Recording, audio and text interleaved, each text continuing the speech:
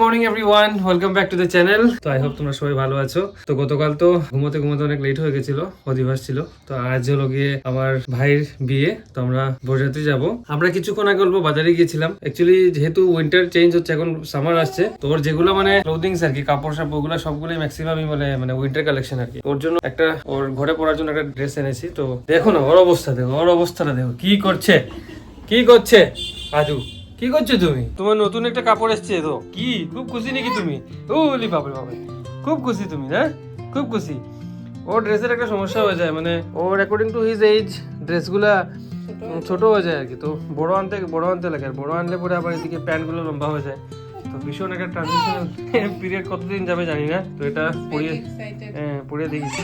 নতুন জামা পরে নিয়েছো না? তো হয়ে গেছে হোপফুলি, পুরো একদম পারফেক্ট হয়েছে। আর একটা টুপিও আনা হয়েছে, কারণ আজকে রাত্রে যেহেতু যাবো বিয়েতে, তো ওইখানটা অল্প আউটস্কার্টই আছে, তো যদি ঠান্ডা লাগতে পারে আর কি, তাই জন্য। হ্যাঁ, তো এখন বাজে দুপুর 3:15, আর জাদু ঘুমেছিল, তো জাস্ট নাও ঘুম থেকে উঠেছে। ওর মা ওইদিকে লাঞ্চ করতে গেছে। এই দেখো না, ঘুম থেকে উঠে একা একা খেলতেই থাকে, খেলে করছো তুমি।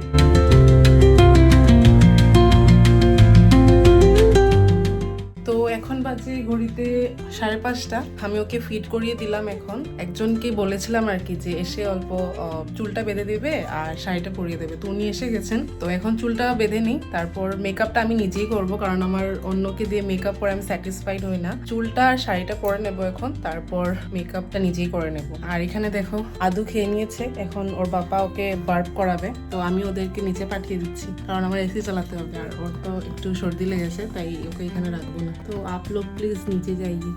8টা বাজতে 5 মিনিট বাকি, আমরা রেডি হয়ে গেছি, এখন বেরিয়ে যাব। বরের যাত্রা আই থিঙ্ক হয়ে গেছে, বাজনা শুনতে পেয়েছি আমরা। আর এই যে দেখো আমাদের আদু রেডি। ওর একটা উপরের একটা ফাইনাল ড্রেস লাগানো বাকি আছে, সেটা নিচে আছে, সেটা যাওয়ার সময় লাগাবো। আর এই যে দেখতে পারো স্বর্ণ রেডি হয়ে গেছে, মানে ওর একটু বাকি আছে আই থিঙ্ক। ঠিক আছে, লেটস গো।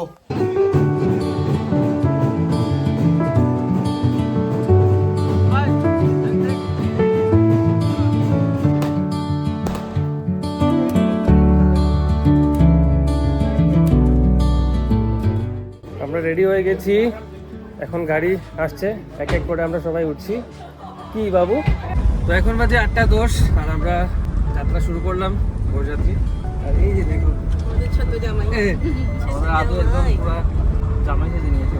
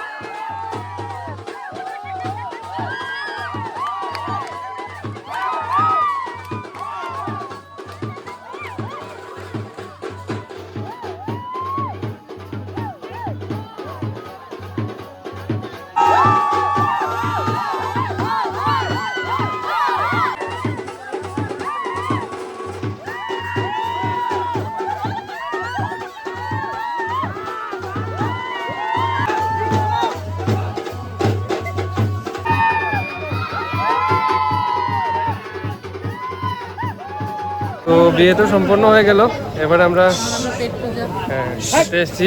কারণ আমাদের যেতে হবে। আমরা খাওয়া শেষ করে তারপর আমার ননাস আমার বর্দি খাবে। আদুকে বর্দির কাছে দিয়ে এসেছি খাওয়াতে। সবার প্রথম নান অ্যান্ড আলুর দম।